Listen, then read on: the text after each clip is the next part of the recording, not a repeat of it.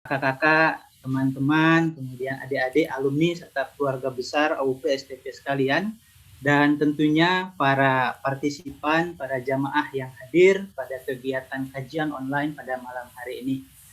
Untuk hikmatnya acara kita, keberkahan, kelancaran acara kita, marilah kita sama-sama buka acara ini terlebih dahulu dengan membaca basmalah bersama-sama. Bismillahirrahmanirrahim.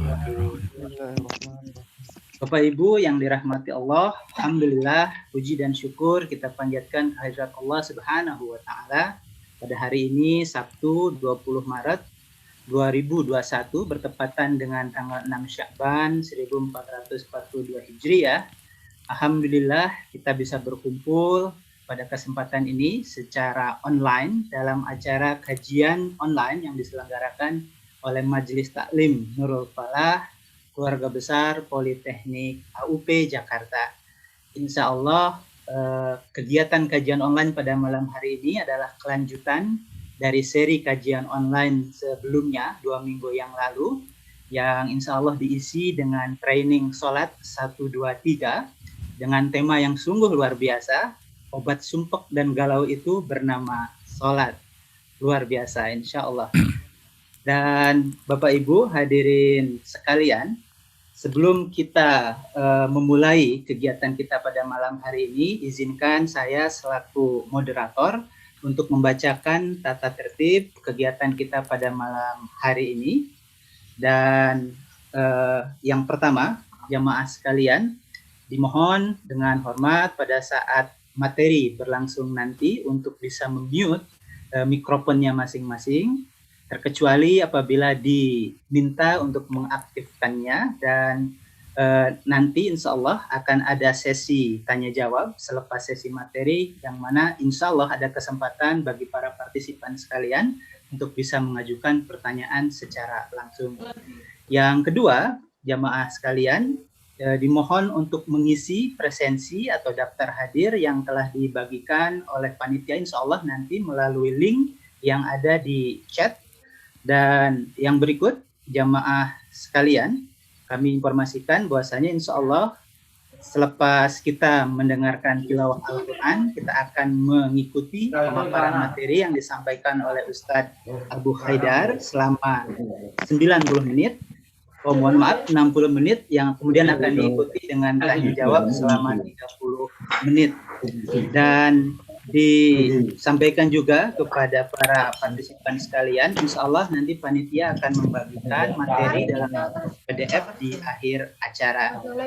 Karenanya mohon pada saat penyampaian materi berlangsung, kita semua bisa fokus untuk menyimak materi. Dan juga disampaikan oleh panitia bahwasannya panitia tidak menyiapkan sertifikat untuk acara ini. Insya Allah kehadiran kita dicatat oleh para malaikat ya, yang insya Allah mengelilingi kita ikut hadir dalam acara yang penuh dengan barokah dan rahmat ini insya Allah. Demikian untuk pembukaan.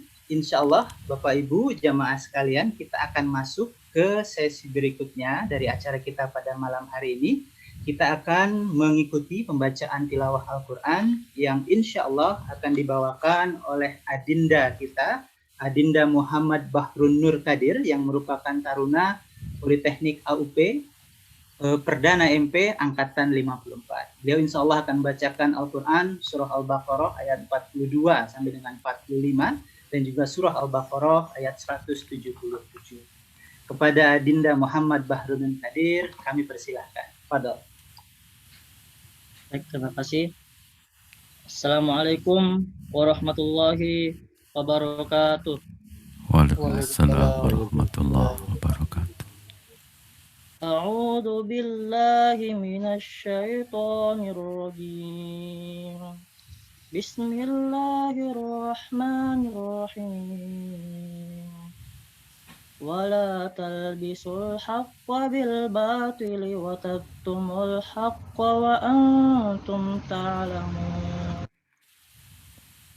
وأقيموا الصلاة وآتوا الزكاة واركعوا مع الراكعين أتأمرون الناس بالبر وتنسون أنفسكم وأنتم تتلون الكتاب أفلا تعقلون واستعينوا بالصبر والصلاة وإنها لكبيرة إلا على الخاشعين بسم الله الرحمن الرحيم ليس البر أن تولوا وجوهكم قبل المشرق والمغرب ولكن البر من آمن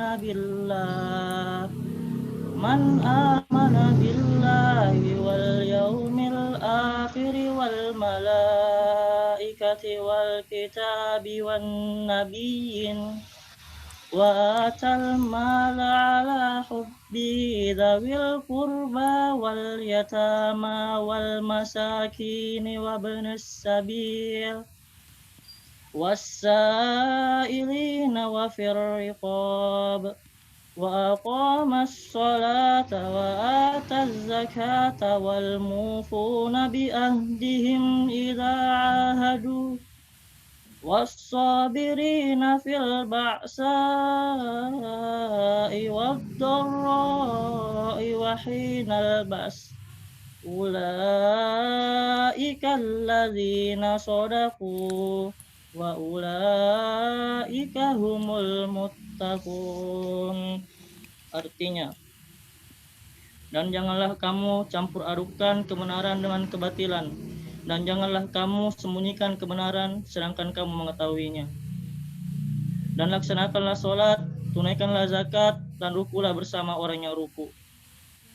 Mengapa kamu menyuruh orang lain mengerjakan kebajikan sedangkan kamu melupakan dirimu sendiri? Padahal kamu membaca kitab Taurat, tidakkah kamu mengerti?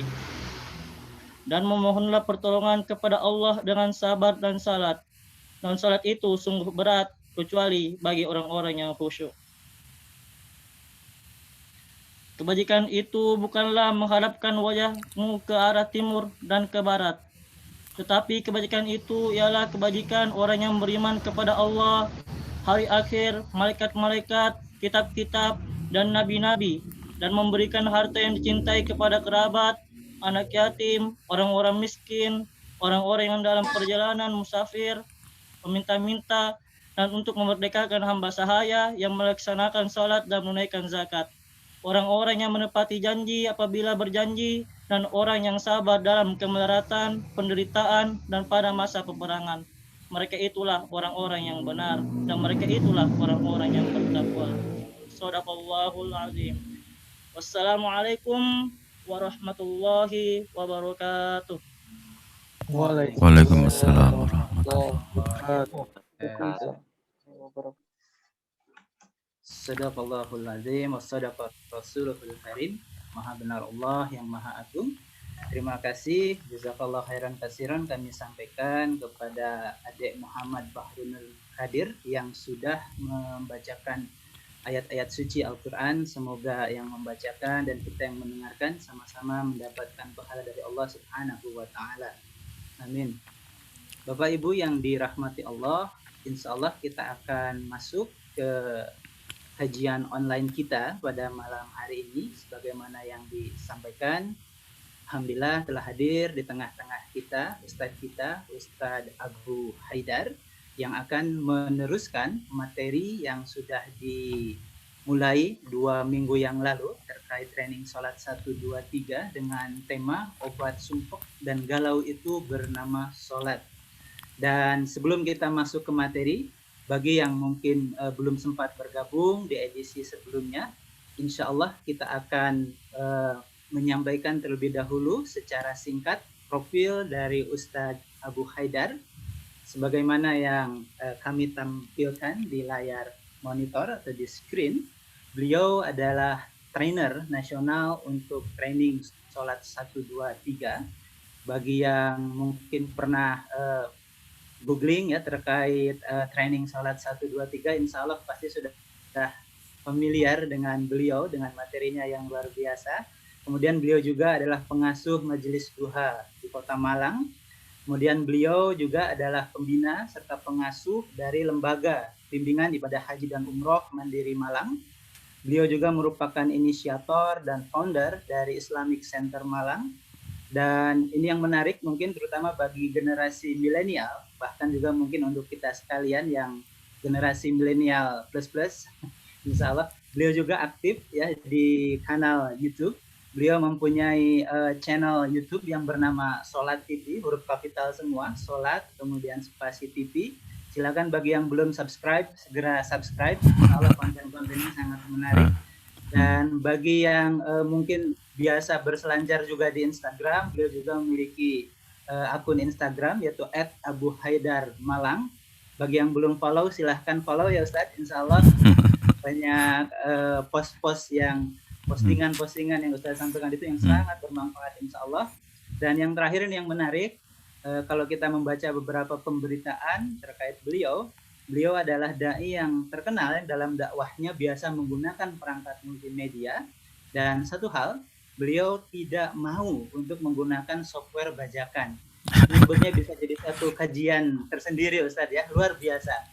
Bagi kita yang akademisi, kita yang belajar, terkadang kita familiar dengan hal-hal yang bersifat bajakan ini, dan mungkin itulah yang menjadikan dakwah Ustadz ini semakin berkah ya, karena dalam melaksanakannya jauhkan dari segala hal yang bersifat bajakan. Demikian sepintas profil dari Ustadz kita, Ustadz Abu Haidar. Dan sekali lagi bagi yang mungkin belum menyimak materi sebelumnya, ya, kita sudah masuk di episode kedua dari materi training sholat 1, 2, 3 ini dengan tema obat sumpek dan galau itu bernama sholat. Sumpek mungkin bagi kita yang sudah agak berumur ya Ustadz, dan galau mungkin bagi adik-adik kita yang masih muda. Karena kalau kita yang seumuran saya misalkan ke atas masih galau, agak aneh juga ya katanya. Kalau sumpek mungkin ya banyak deadline pekerjaan. Dan itu yang kemarin sudah dibahas. Alhamdulillah saya mengikuti juga materinya sampai tuntas Ustadz yang sebelumnya. Luar biasa ya, di situ dibahas dari mulai keinginan manusia untuk senantiasa sukses, bahagia, sehat dan juga selamat.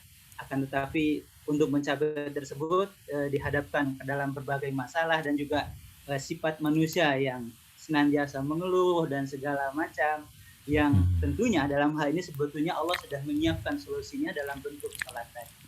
Dan mungkin ini momen yang sangat tepat juga, beberapa waktu yang lalu kita merayakan Isra Mi'raj ya. Kalau kita lihat sholat ini sangat istimewa, karena mungkin kalau pimpinan memberikan instruksi, kalau sampai memanggil langsung itu biasanya satu hal yang sangat penting. Dan sholat adalah salah satu instruksi Allah yang mana Rasulullah dipanggil langsung olehnya untuk diberikan instruksinya.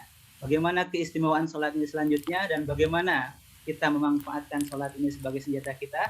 Langsung saja kami persilakan dengan hormat Ustadz, silakan 60 menit ke depan layar monitor untuk Ustadz. Tafadhol Ustadz, silakan. Assalamualaikum warahmatullahi wabarakatuh. Waalaikumsalam. Alhamdulillah hamdan katsiran thayyiban mubarakan fi kama yuhibbu rabbuna wa yarda wa kama yanbaghi li karami wajhihi wa izzi jalali. Asyhadu an la ilaha illallah wahdahu la syarikalah wa asyhadu anna Muhammadan abduhu wa rasuluhu la nabiyya ba'da. Allahumma shalli ala Muhammad wa ala ali Muhammad kama shallaita ala Ibrahim wa ala ali Ibrahim wa barik ala Muhammad wa ala ali Muhammad kama barakta ala Ibrahim wa ala ali Ibrahim fil alamin innaka Hamidum Majid.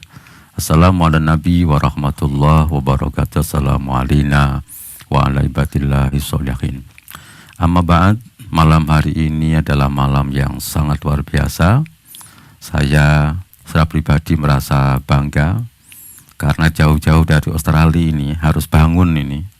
Kemudian untuk menemani kita semuanya, Masya Allah ini Mas Saiful, sahabat baru dari Australia ya. Mudah-mudahan cepat lulus dan diberi keberkahan oleh Allah Subhanahu wa Ta'ala.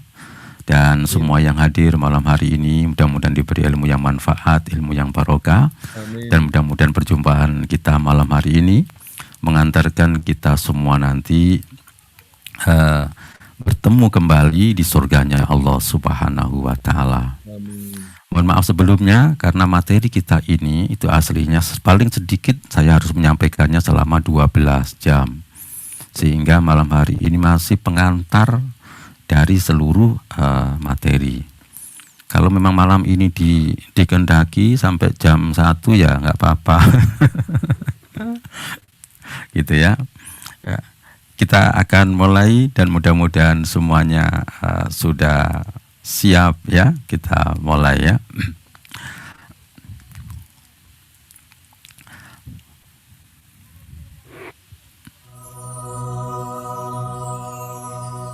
نبي قادم من أكرم البيوت بشير والديه في ساعة القنوت سئلت ما اسمه رمزت في سكوت تأويله يعيش وضده يموت.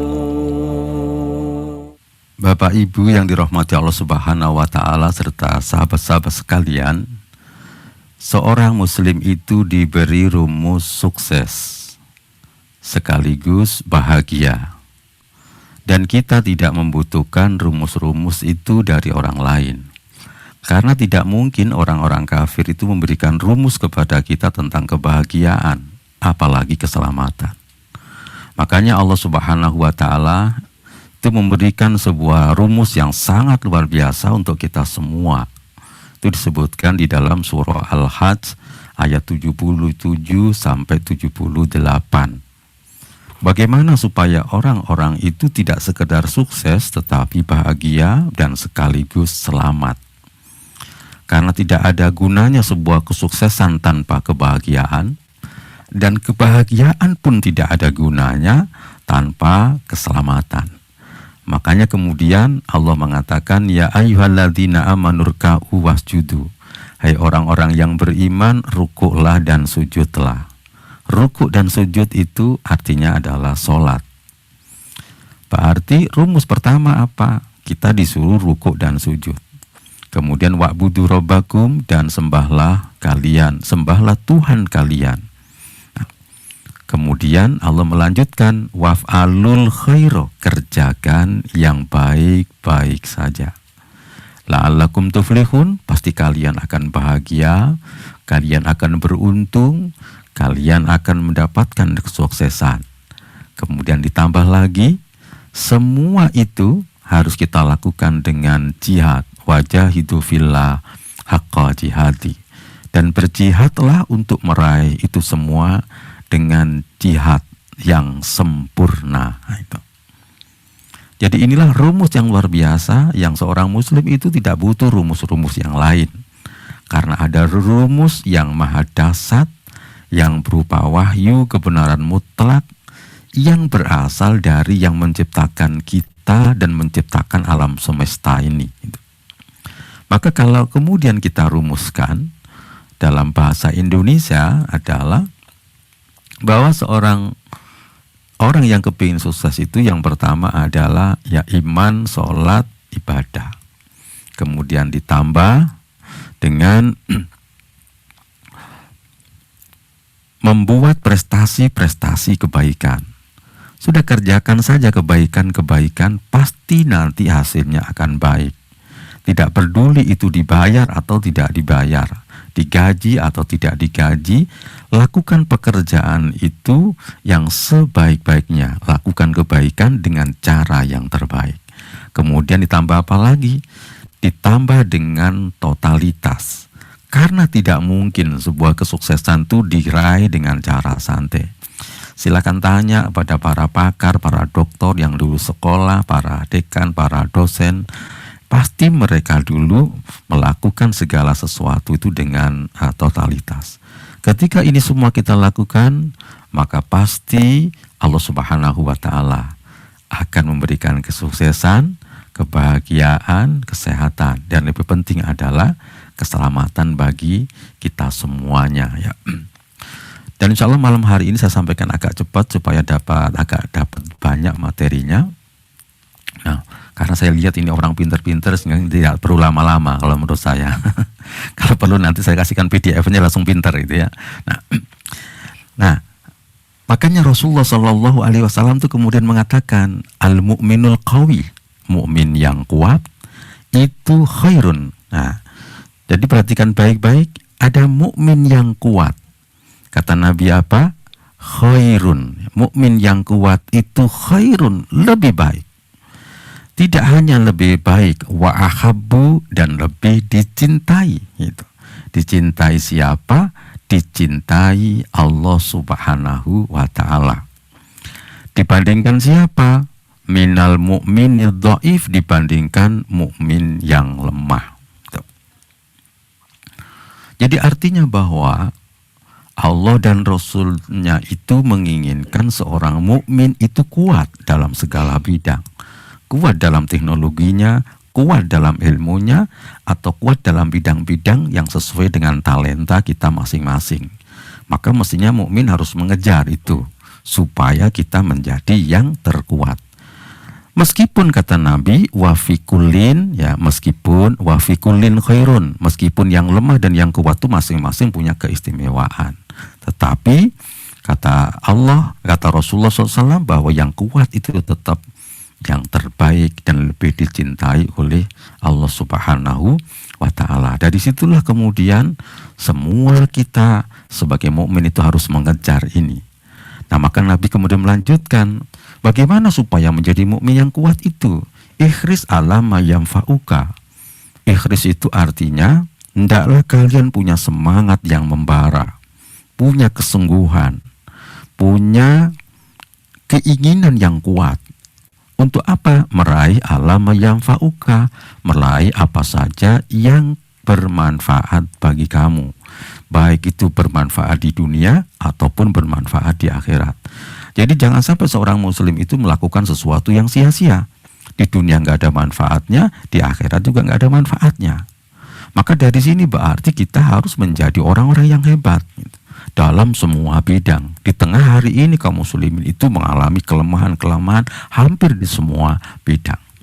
Dan mukmin yang kuat itu tidak boleh loyo. Kata Nabi apa? Kalau kalian mengalami sesuatu, wasta'in billah, minta tolonglah kepada Allah Subhanahu wa Ta'ala. Kemudian wala ta'jas, yang terakhir ini yang kita garis bawahi, wala ta'jas, dan jangan kamu loyo, kamu lesu, kamu lemah. Jadi tidak boleh seorang mukmin itu menghadapi problem sebesar apapun, tantangan seberat apapun, itu loyo dan lemah. Kenapa? Karena mukmin itu mempunyai Allah Subhanahu wa Ta'ala. Dan kemudian bagaimana ketika semua cita-cita kita itu belum berhasil? Maka kata Nabi, fala takul seandainya, janganlah kau mengatakan seandainya, tetapi katakan qadarullah. Tetapi semua ini sudah ditakdirkan oleh Allah. Maka kemudian seorang mukmin itu tidak pernah ada yang putus asa, karena semua keberhasilan itu adalah karena pertolongan Allah. Ketika gagal itu berarti Allah mengendaki yang terbaik untuk kita. Karena wa ma syaa fa'ala, karena apa yang diinginkan oleh Allah pasti terjadi, dan apa yang tidak diinginkan pasti tidak akan terjadi. Jadi itu rumus sukses, ya. Bagaimana kemudian rumus gagalnya? Kalau kita ingin melihat, ya, peradaban itu akan rusak, peradaban itu akan hancur ketika rumus ini itu sudah terjadi di masyarakat. Fa khalafa min ba'dihim khalfun, akan muncul sebuah generasi nanti. Dulu pernah muncul juga, ya. Ketika nanti ada generasi pengganti itnya, sholatnya asal-asalan, sholatnya bolong-bolong gitu. Wattaba'us syahawat, yang selalu mengingini keinginan hawa nafsunya. Apa saja yang mereka inginkan dia kerjakan, tidak peduli itu halal atau haram. Kalau ada masyarakat, komunitas yang perilakunya seperti itu, apa kata Allah? Fasaufa yalqauna ghayya, pasti akan terjadi ghayya, yaitu kesesatan-kesesatan. Berarti ini adalah sebuah tanda hancurnya sebuah peradaban ya. Jadi kalau kita rumuskan itu, maka rumus sengsara dan rumus gagal itu apa? Pertama, meremehkan sholat. Kemudian yang kedua adalah mengikuti syahwat. Nah, ketika seseorang meremehkan sholat, mengikuti syahwat, maka hasilnya pasti akan mendapatkan kesesatan dan akhir kehidupan mereka akan masuk ke dalam neraka. Na'udzubillah min dzalik. Jadi kaum muslimin itu sudah punya rumus resep yang sangat-sangat luar biasa yang diberikan oleh Allah Subhanahu wa taala. Nah, Bapak Ibu yang dirahmati Allah Subhanahu wa taala, kita akan lihat sekarang bagaimana kehidupan masyarakat yang menyimpang dari buku panduannya. Jadi supaya tidak menyimpang, supaya manusia ini bahagia, selamat dan sukses, Allah memberikan buku panduan Al-Qur'an. Di antara isinya adalah 2 ayat yang tadi kita bicarakan. Dan kita akan lihat sekarang sebuah rumus itu dari Allah Subhanahu wa taala. Bagaimana kalau orang itu hidupnya tidak sesuai dengan buku manualnya, tidak sesuai dengan buku panduannya? Waman a'radu an dzikri fa innalahu ma'isatan dongka. Barang siapa yang berpaling dari peringatanku, maka mereka mendapatkan kehidupan yang sengsara. Apa yang dimaksud dengan berpaling di situ ya? Kita mulai satu persatu. Kita lihat yang pertama tafsir Ibnu Katsir. Waman a'radu an dzikri itu artinya khalafa amri. Orang-orang itu menyimpang, menyelisih perintahku yaitu Al-Qur'an. Wa ma anzaltu ala rasulihi, yang aku turunkan kepada hambaku, yaitu berupa hadis. Jadi ada Al-Qur'an, ada hadis. Nah, siapapun mereka kalau menyimpang dari Al-Qur'an dan hadis ini ya, maka pasti akan mendapatkan fa innalahu ma'isatan dongka. Mereka akan mendapatkan kehidupan yang sengsara. Lalu sengsara itu apa maksudnya? Apakah karena tidak punya uang? Atau kemudian dia gagal terus? Oh tidak. Para ulama kemudian yang dimaksud dengan dongka itu adalah fala tuma'ninata lahu. Yang pertama, mereka itu nanti tidak mendapatkan ketenangan. Walan siroha lisodrihi, dadanya tidak lampang, tetapi dadanya itu doyikun harojun, sumpek. Kenapa? Karena dia berada di jalan yang sesat.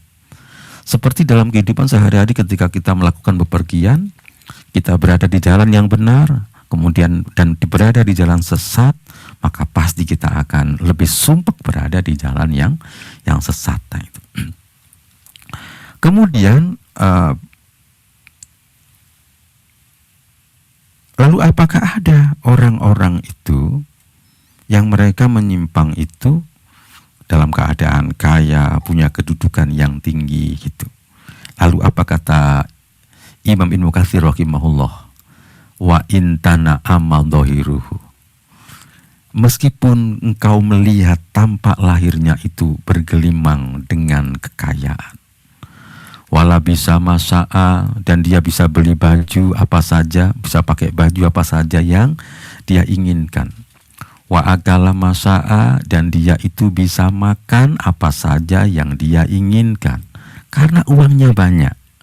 Bahkan wasakana khaisusa'a, dan dia bisa tinggal di rumah mana saja yang dia inginkan, kata Ibnu Katsir. Tetapi kata beliau, selama gitu ya, jadi selama hati mereka tidak dipenuhi dengan ya keyakinan yang benar ya, selama hati mereka tidak dipenuhi dengan keyakinan yang benar, nah apa akibatnya gitu? Malam yahlus ilal yakin wal huda fahuwa fi qolatin wa khairatin wa sakin. Kalau hatinya itu tidak dipenuhi dengan keyakinan yang benar, petunjuk yang benar, maka dia berada dalam kehidupan yang galau, sumpek, gampang stres, dan hidup dalam keraguan, dan hidup dalam kebingungan. Nah, itu. Ini hukum pasti ya. Jadi ini pasti terjadi. Nah, itu. Makanya nanti kita akan melihat mungkin bapak-bapak dan ibu-ibu yang pernah ke luar negeri, bagaimana negara-negara yang secara kemakmuran itu sangat luar biasa. Ada Korea, ada Cina, ada dulu Jepang, ada Eropa, Amerika. Itu adalah negara-negara yang angka bunuh dirinya tinggi. Kenapa? Karena memang kesejahteraan itu belum tentu sama dengan kebahagiaan. Nah, itu. Lalu bagaimana kalau kita melihat itu ada orang itu kaya ya, tapi dia menyimpang, kok enak-enak saja gitu ya. Nah, maka nanti cepat atau lambat pasti akan berlaku ayat ini. Nah, jadi Bapak Ibu bisa perhatikan, falamma nasu ma dzukiru bi fatahna alaihim baaba kulli syai'. Kalau mereka melupakan peringatan Allah, apa kata Allah? Akan kami buka untuk mereka itu, atas mereka itu pintu-pintu segala sesuatu. Pintu rezekinya dibuka, pintu kesenangannya dibuka, semua pintu-pintu kekayaan itu dibuka oleh Allah. Hatta idza farihu, hingga mereka nanti merasakan kesenangan-kesenangan, dalam kegembiraan-kegembiraan. Lalu apa? Kata Allah, akhadnahum, tiba-tiba kami siksa mereka dengan tiba-tiba, lalu mereka menjadi orang-orang yang putus asa. Betapa banyak ketika orang kaya tiba-tiba lockdown ya, kemudian mereka menjadi orang yang stres. Tiba-tiba ada tsunami, tiba-tiba ada banjir, lalu mereka menjadi orang-orang yang stres, galau, sumpek, dan bahkan putus asa. Kalau ada orang yang kaya menyimpang, cepat atau lambat ayat ini pasti akan berlaku. Maka kita lihat Bapak Ibu, kita lihat dulu film sebentar. Bagaimana orang-orang top dunia, para penyanyi, para tokoh-tokoh besar dunia, bagaimana kehidupan mereka, yang mereka secara finansial tidak ada kekurangan.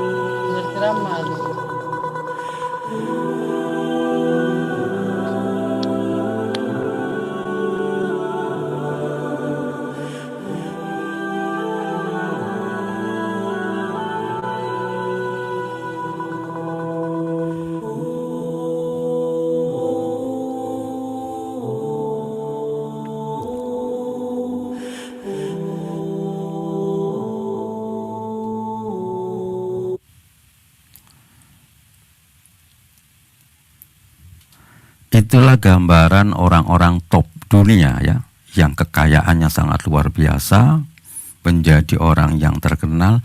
Bahkan Robin Williams itu pekerjaannya adalah komedian, menghibur orang. Dia menjadi kaya itu karena menjadi seorang komedian penghibur orang, tetapi matinya itu dalam keadaan sumpek dan galau. Nah, gitu. Lalu kenapa itu bisa terjadi gitu ya? Jadi kenapa itu semua bisa terjadi? Jawabannya adalah karena mereka itu keluar dari fitrah sebagai manusia.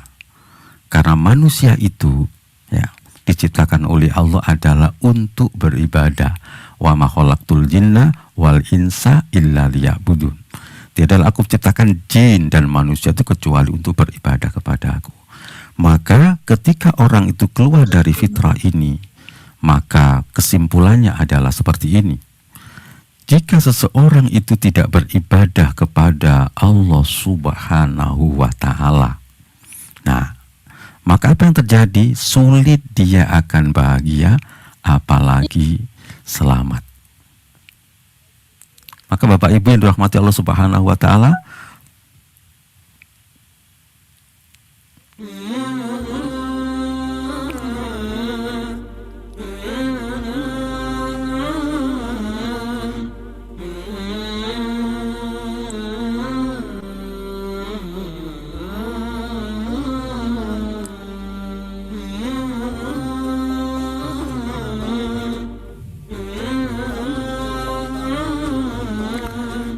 bagi yang mic-nya tidak di-mute, mari kita baca sama-sama ya. Kita mulai. Jika saya tidak beribadah, sulit saya akan bahagia, apalagi selamat. Sekali lagi, jika saya tidak beribadah, sulit saya akan bahagia, apalagi selamat. Nah, gitu. Jadi itu kesimpulannya. Lalu bagaimana kita beribadah itu? Nah, supaya kita mengalami peningkatan gitu ya, bagaimana caranya ya? Jadi supaya kita bisa beribadah sempurna ya, yang pertama harus kita lakukan apa? Yang pertama kali kita lakukan hendaklah Bapak Ibu itu mengerjakan yang wajib. Jadi kerjakan yang wajib itu dengan sempurna. Wa ma taqarraba ilayya abdi bisyai'in ahabbu ilallah mimma aftaradtu alaihi. Jadi kerjakan dengan sempurna apa yang diwajibkan oleh Allah Subhanahu wa taala. Nah, ketika yang wajib ini sudah sempurna, lalu Bapak Ibu lanjutkan dengan melaksanakan amal-amal tambahan yang di dalam bahasa kita itu dikenal dengan amalan-amalan sunnah. Jangan sampai Bapak Ibu itu mengerjakan yang sunnah itu lebih diutamakan. Jadi misalnya ya, sebagian orang itu dia istiqomah qiyamul lail, tetapi lalu subuhnya tidak berjamaah. Itu terbalik dia. Mestinya lebih bagus sholat jamaah subuh daripada dia qiyamul lail tetapi tidak sholat jamaah subuh. Tapi memang nanti lebih bagus lagi apa? Ya qiyamul lail kemudian dilanjutkan sholat subuh berjamaah. Nah jadi caranya adalah kerjakan yang wajib. Karena dengan mengerjakan yang wajib itu nanti Allah akan mencintai kita. Kemudian ditambah dengan yang sunnah-sunnah. Dan ketika Bapak Ibu itu melaksanakan yang sunnah, maka nanti Allah akan lebih cinta lagi kepada Bapak Ibu. Jadi sebenarnya goal kita apa? Mencari cinta Allah. Kerjakan yang wajib, maka Allah akan cinta. Kemudian kerjakan yang sunnah, maka Allah akan lebih mencintai kita. Lalu apa fasilitasnya? Kalau Bapak Ibu itu nanti sudah dicintai oleh Allah Subhanahu wa taala, maka inilah sebenarnya yang harus kita kejar ya. Yang pertama, kalau Bapak Ibu itu dicintai Allah, apa kata Allah di dalam hadis qudsi ini? Fa idza ahbabtuhu, ketika aku sudah mencintainya, maka aku akan menjadi pendengarannya ketika dia mendengar. Dan aku akan menjadi penglihatannya ketika dia melihat. Jadi Allah akan terlibat di dalam pendengaran kita, Allah akan terlibat dalam penglihatan kita. Pasti itu berbeda. Pendengaran kita akan bisa mendengar sesuatu yang berbeda, dan penglihatan kita akan melihat dari sisi yang berbeda ketika Allah terlibat dalam penglihatan kita. Lalu apa lagi? Wa yadahu allati yabtisu biha, dan Allah akan menjadi tangannya ketika dia mukul, ketika dia menulis, ketika dia melukis, maka Allah akan terlibat menjadi tangannya. Itu berarti maka tangan itu akan menghasilkan karya-karya yang dahsyat. Makanya kenapa ulama-ulama dulu itu di tengah ya masih ada keterbelakangan teknologi, tetapi bisa menghasilkan karya-karya yang hebat yang belum tentu bisa disaingi oleh orang-orang saat ini. Karena tangan mereka itu dulu Allah terlibat dalam tangan mereka. Warijlahu lati yamsi biha, dan Allah akan menjadi kakinya ketika dia berjalan. Jadi artinya seluruh anggota tubuh kita itu akan dikendalikan oleh Allah Subhanahu wa ta'ala. Dan bahkan yang luar biasa lagi apa? Kata Allah melanjutkan dalam hadis qudsi ini, wa in sa'alani la'utiyannahu wa la in ista'azani la'uidannahu. Ketika dia minta kepadaku, pasti akan aku beri. Dan ketika dia minta perlindungan, pasti akan aku lindungi. Maka sungguh ini luar biasa ya. Nah, makanya kemudian Allah Subhanahu wa ta'ala melanjutkan. Kalau Bapak Ibu itu sudah bisa melaksanakan yang wajib dengan sempurna, dan kemudian ditambah yang sunnah-sunnahnya dengan sempurna, berarti Bapak Ibu sudah mendapatkan cinta Allah. Kalau Bapak Ibu itu mendapatkan cinta Allah, maka level Bapak Ibu itu sudah menjadi wali Allah. Maka kemudian Allah mengatakan begini, man adali waliyan faqad adantuhu bil harbi. Barang siapa yang memusuhi waliku, maka berarti dia menyatakan perang denganku. Jadi Bapak Ibu tidak perlu khawatir ketika menghadapi orang, ada orang yang iri, ada orang yang dengki. Tidak perlu khawatir. Kenapa? Karena Allah itu yang akan terlibat memerangi mereka. Jadi Allah sudah menyatakan perang dengan orang-orang yang memusuhi kekasih Allah Subhanahu wa ta'ala. Sehingga kalau kita simpulkan ya, bagaimana supaya Bapak Ibu itu kemudian mencapai level wali itu, maka cintalah ibadah kepada Allah. Maka insya Allah kalau Bapak Ibu cinta ibadah kepada Allah,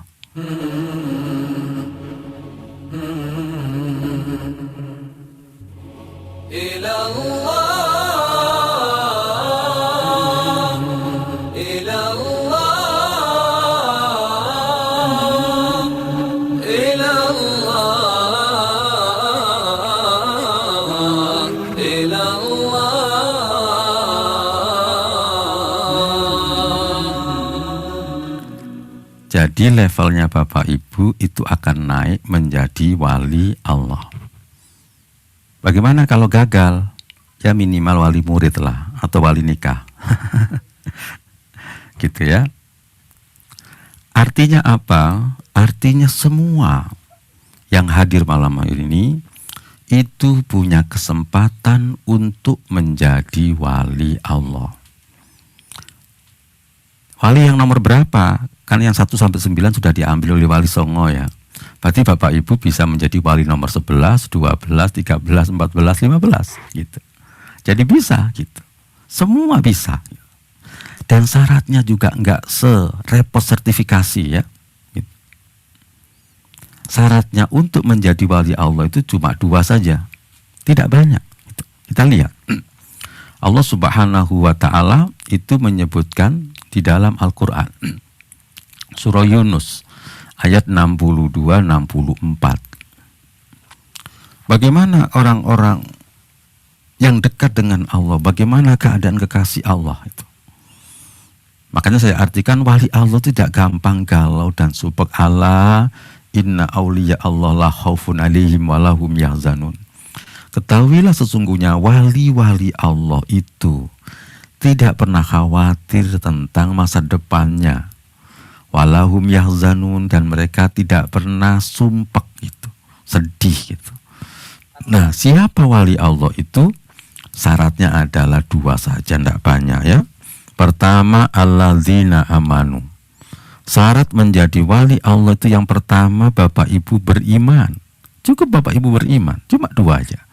Beriman yang kuat, dan kemudian yang kedua wa kanu yattaqun, bertakwa kepada Allah. Imannya mantap, kerjakan perintah, tinggalkan larangan. Sederhana rumus dari Allah Subhanahu wa Ta'ala itu. Hanya perlu waktu, perlu perjuangan untuk mendapatkan iman yang kuat dan menjadi orang yang bertakwa. Nah, ketika Bapak Ibu sudah mencapai wali Allah itu, kenapa mereka tidak gampang sumpek dan tidak gampang galau? Gitu. Kenapa? Karena Allah mengatakan lahumul busra fil hayati dunya. Mereka selalu mendapatkan kabar gembira dalam kehidupan dunia ini. Ketika ada kesulitan, ada pertolongan, ada kemudahan. Nah, makanya mereka tidak pernah sumpek itu. Kenapa? Karena ini janji Allah pasti terjadi. Allah itu kalau berjanji tidak pernah mencela-menceli, kata orang Jawa. Pasti ditepati. Lalu tidak hanya di dunia, wafil akhirati, dan juga nanti di akhirat. Di akhirat akan diberi janji masuk surga. Iman dan bertakwa pasti masuk surga. La tabdila li kalimatillah, dan kemudian kalimat Allah ini tidak pernah berubah. Jadi janji Allah itu tidak pernah berubah. Kalau orang sudah melakukan seperti ini, huwal fawzul azim, inilah keberuntungan yang besar. Inilah kebahagiaan yang sangat luar biasa. Jadi cuma dua, sebenarnya pekerjaan besar kita ini adalah bagaimana menjadi wali Allah, yaitu melakukan yang wajib dengan sempurna, dilanjutkan yang sunnah-sunnah dengan sempurna.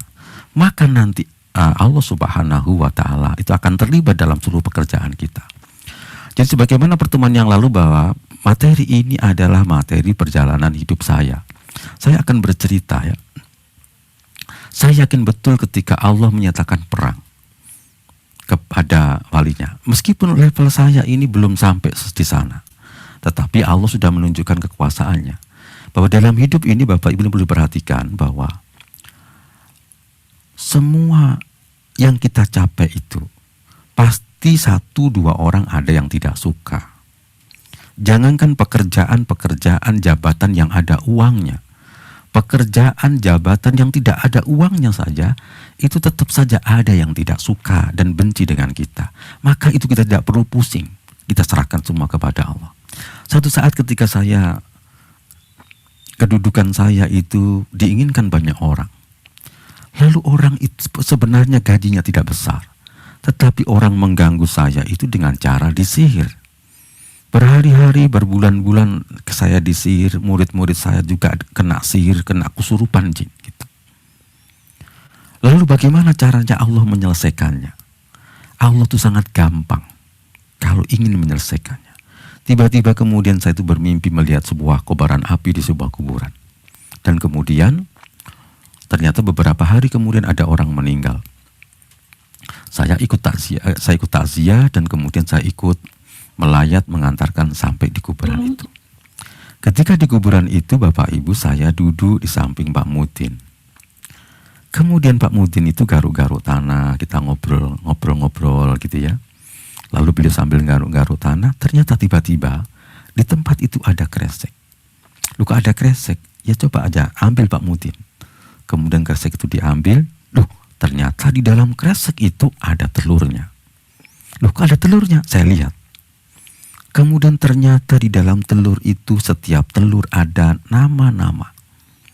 Dan salah satu telur itu ada nama saya dan yang lainnya adalah nama teman-teman saya yang satu pemikiran dengan saya yang tidak disukai oleh orang lain. Nah, itulah sihir. Lalu bagaimana kalau kita menemukan telur seperti itu? Kita ceplok apa kita dadar? Gitu ya. Ya kita buang saja, kita bacakan ayat kursi gitu ya. Nah pertanyaannya begini. Siapa yang menjadikan saya bisa menemukan telur itu? Yang mengantarkan ke kuburan yang sangat luas itu, kemudian saya duduk di situ di samping Pak Mudin lalu menemukan telur itu. Maka kita tidak perlu pusing. Kalau Allah itu tidak menghendaki, maka mereka biar berperang dengan Allah. Kemudian yang kedua, tidak hanya itu. Sihir-sihir yang kemudian diserangkan kepada kami ini, kemudian ditemukan semua. Ketika saya rapat di sebuah kantor, di kantor lembaga pendidikan saya, ketika rapat itu tiba-tiba ada suara keras di atas. Kemudian saya hanya guyon saja kepada kawan. Coba lihat, mungkin itu suara santet. Oh, ternyata saya suruh naik dia ke atap. Ternyata kemudian ya hanya kerikil jatuh ke langit-langit rumah ini, kantor itu. Tapi apa yang kemudian mereka lihat? Ternyata di atas kantor itu dipasang jimat-jimat, kemudian diambil. Ada bunga-bunga, ada tanah-tanah, ya. Kemudian ada semacam-macam jimat begitu. Nah, pertanyaannya, siapa yang memberikan tanda itu? Lalu kemudian kami semua bisa mengetahui. Jawabannya, itulah keterlibatan Allah. Jadi, kalau kita bisa mengejar level itu, maka Allah akan terlibat dalam semua urusan kita semuanya. Untuk mengingat, maka malam hari ini kita akan baca kata-kata ini ya. Nah, silakan ditirukan. Cinta sama-sama. Cinta ibadah bikin hidup jadi indah. Kedua. Cinta ibadah bikin hidup jadi mudah. Yang ketiga, cinta ibadah bikin hidup berlimpah. Kemudian yang keempat, cinta ibadah bikin hidup barokah. Mungkin bisa dibuka semuanya, kita baca sama-sama. Boleh dibuka semua dulu, setelah itu nanti ditutup lagi ya. Nah, itu. Ambil suara dulu semuanya. Supaya tidak ngantuk. Saya lihat itu mulai banyak yang leyeh-leyeh ini, ngantuk ini ya. Ayo coba ditirukan, ambil suara. Cinta ibadah bikin hidup jadi indah. Cinta ibadah bikin hidup jadi mudah. Cinta ibadah bikin hidup berlimpah. Cinta ibadah bikin hidup barokah. Itu yang tidak enak saya apa sampean? Suaranya kok fals itu. Ayo kita sama-sama dulu. Ayo sama-sama, 1, 2, 3, bismillah ya. Cinta ibadah bikin hidup jadi indah. Cinta ibadah bikin hidup jadi mudah. Cinta ibadah bikin hidup berlimpah. Yang keras, cinta ibadah bikin hidup barokah ya.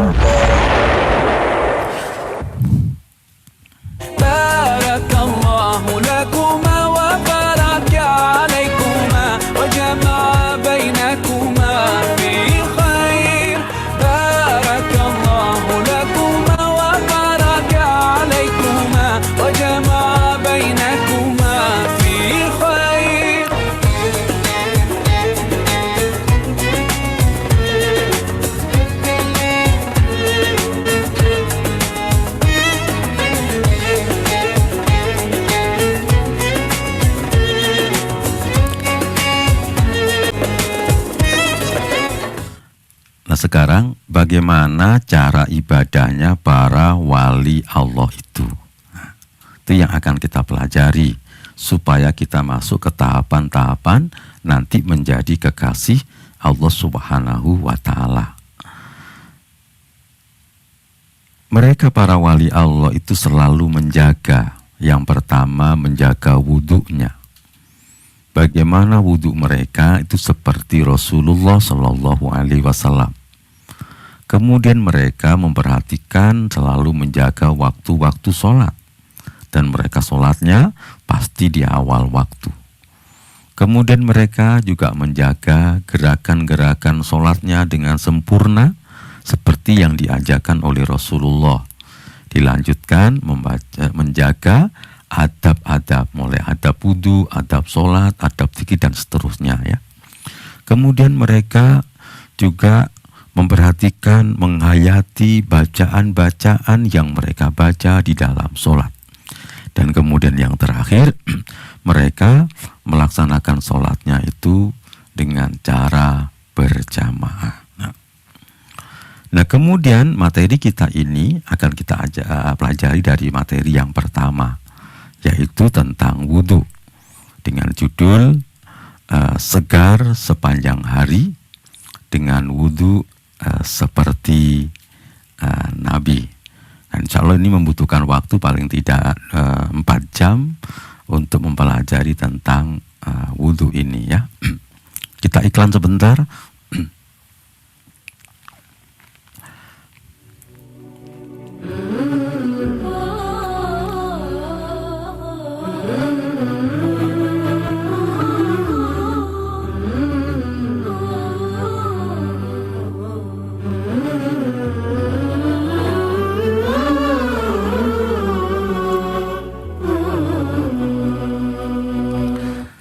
Sekarang silakan dibaca dalam hati. Wudhu bikin badan segar, otak encer, pekerjaan lancar ya.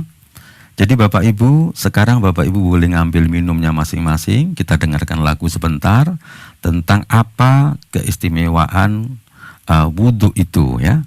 Silakan sambil minum kopi juga boleh, sambil makan kue juga boleh gitu ya. Nah, silakan. Saya juga tak minum sebentar ya.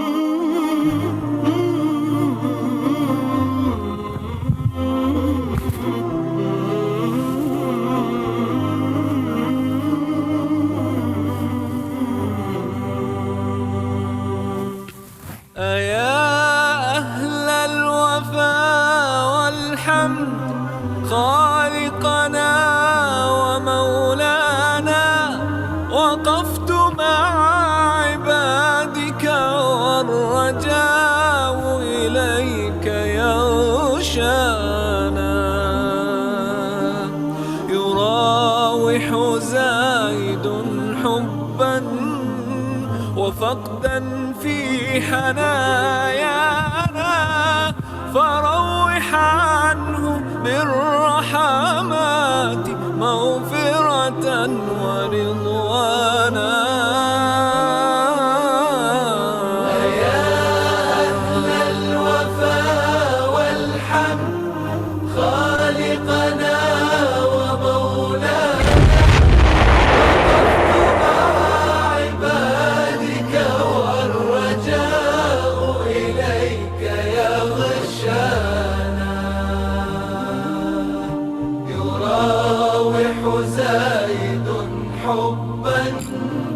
وفقدا في حنايانا فروح عنه بالرحمات مغفرة ورضوانا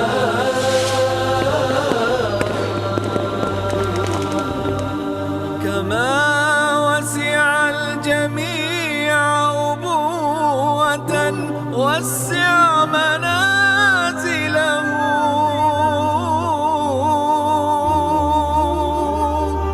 وجافي الأرض عن جنبيه رب اغفر لنا وله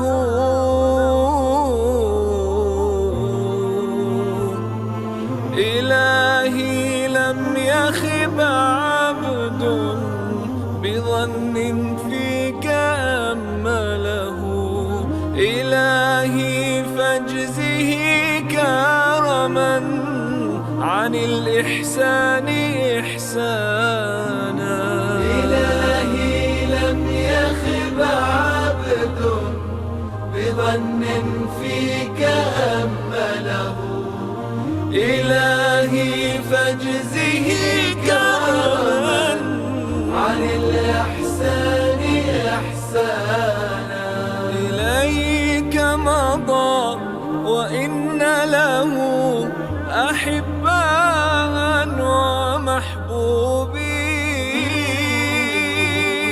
ومحبوبين ودعوتهم له اللهم فارحم زايدا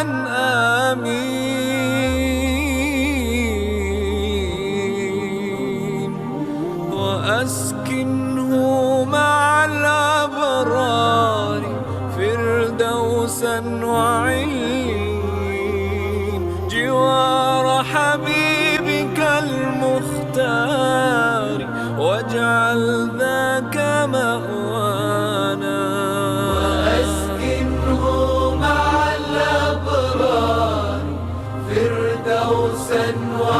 وعليين جوار حبيبك المختار واجعل ذاك مأوانا وأسكنه مع الأبرار فردوسا وعليين جوار حبيبك المختار واجعل ذاك مأوانا.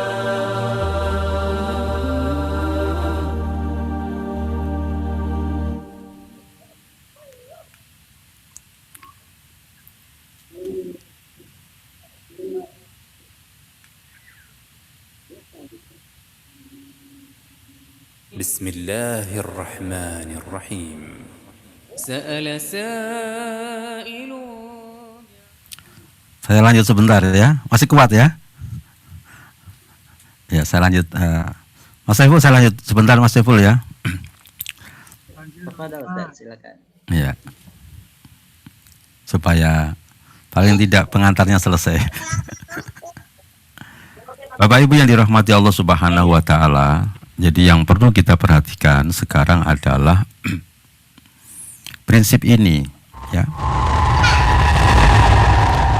Semua yang datang dari Allah Subhanahu wa Ta'ala itu harus kita yakini ya. Jadi semua yang datang dari Allah itu harus kita yakini pasti dahsyat ya.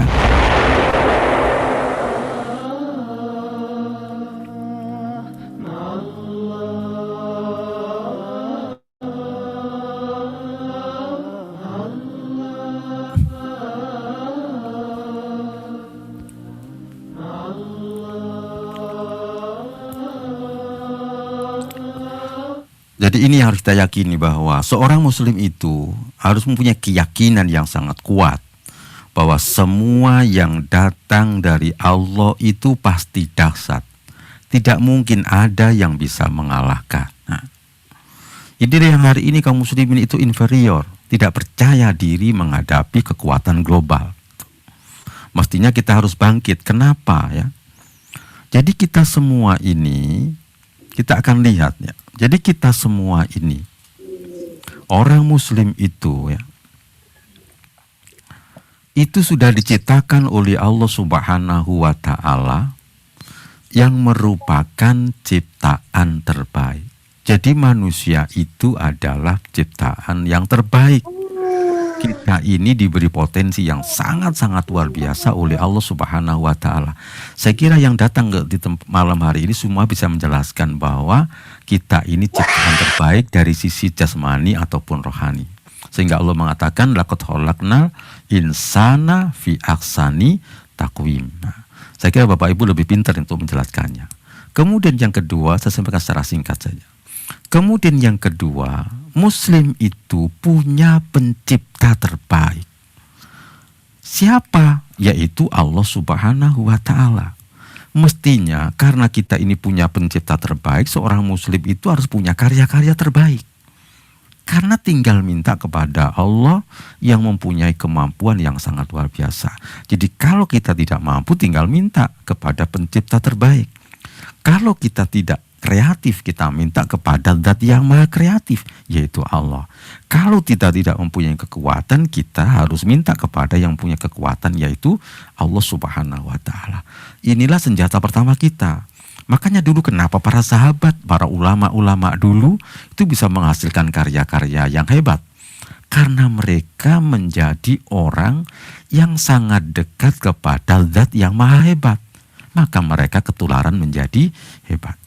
Jadi ini senjata yang pertama yang banyak ditinggalkan kaum muslimin. Termasuk ilmu pengetahuan hari ini itu terputus dari ruh ilmu. Bahwa ilmu itu berasal dari Allah. Tetapi hari ini ilmu-ilmu yang kita pelajari di sekolah-sekolah umum itu terputus dari ruh ilmu, yaitu Allah. Makanya jangan heran kalau di pelajaran biologi, misalnya fisika, dulu kita nggak ada kata-kata Allah. Nah gitu ya. Itu terputus gitu. Sehingga apa?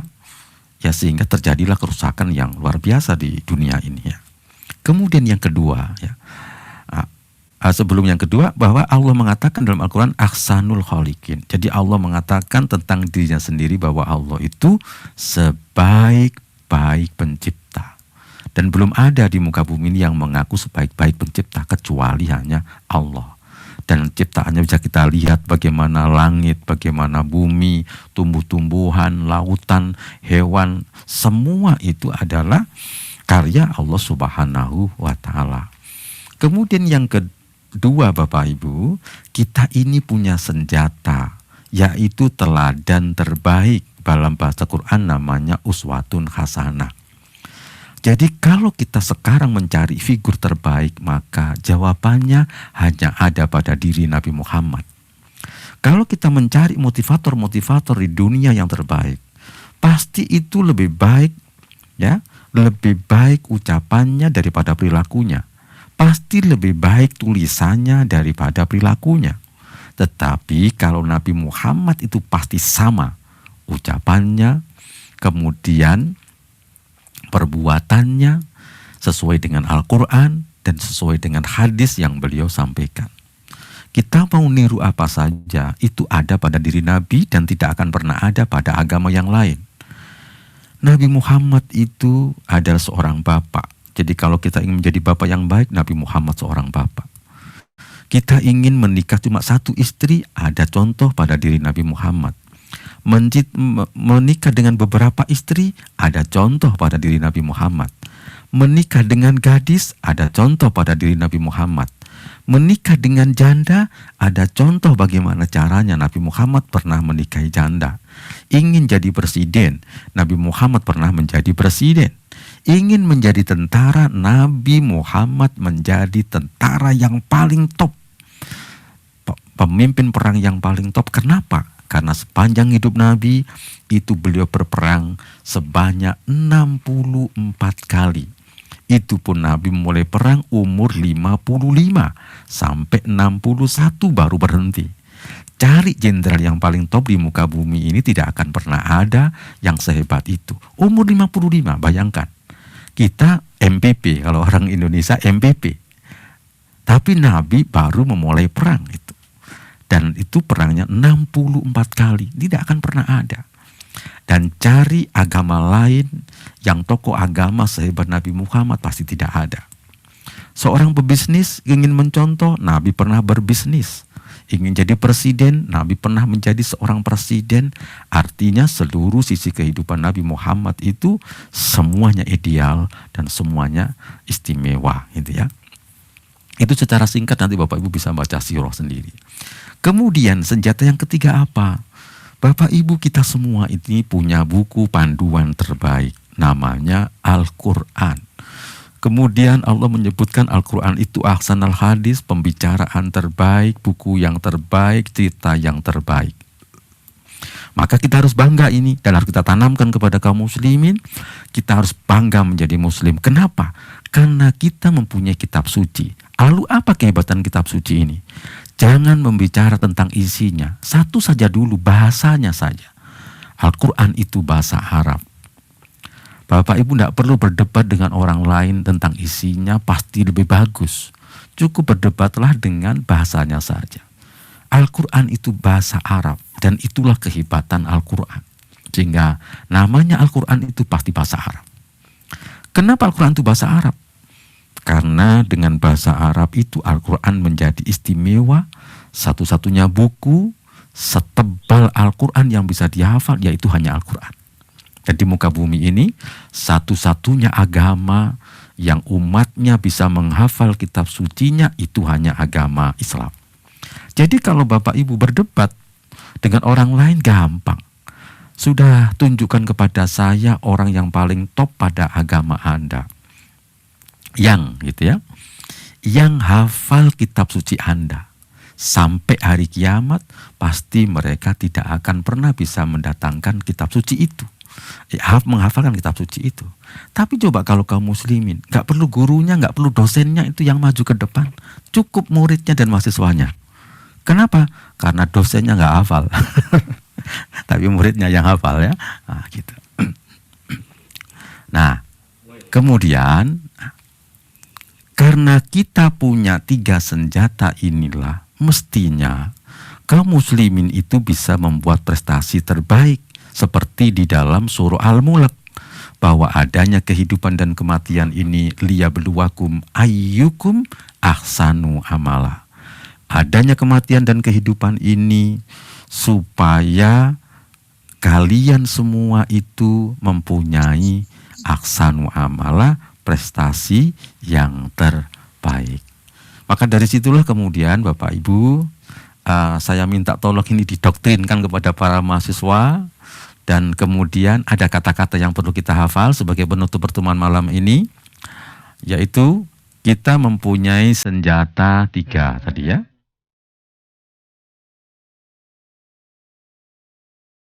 Yang pertama adalah Al-Quran ya, yang merupakan buku terbaik. Kemudian kita mempunyai Allah pencipta terbaik.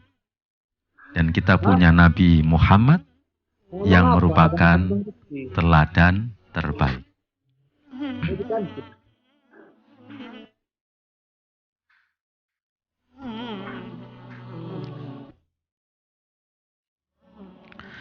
Mari kita baca sama-sama.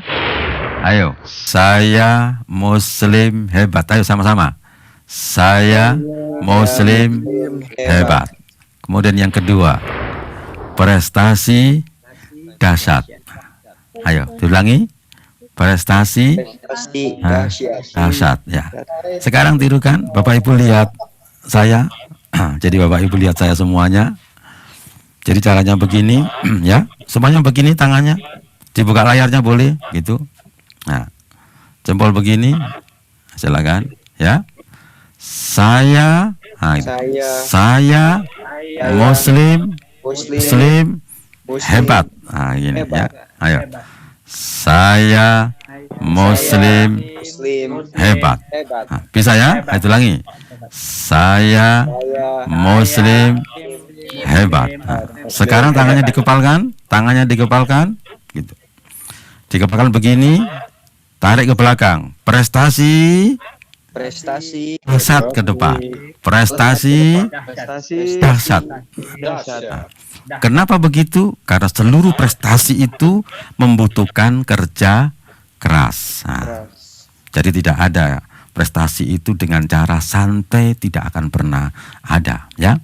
Mari kita tirukan sama-sama. Ayo kita baca sama-sama sambil seperti tadi, ayo. Saya Muslim hebat. Prestasi dahsyat, ya. Insya Allah. Terima kasih. Hadanallahu wa iyyakum ajma'in. Assalamualaikum warahmatullahi wabarakatuh.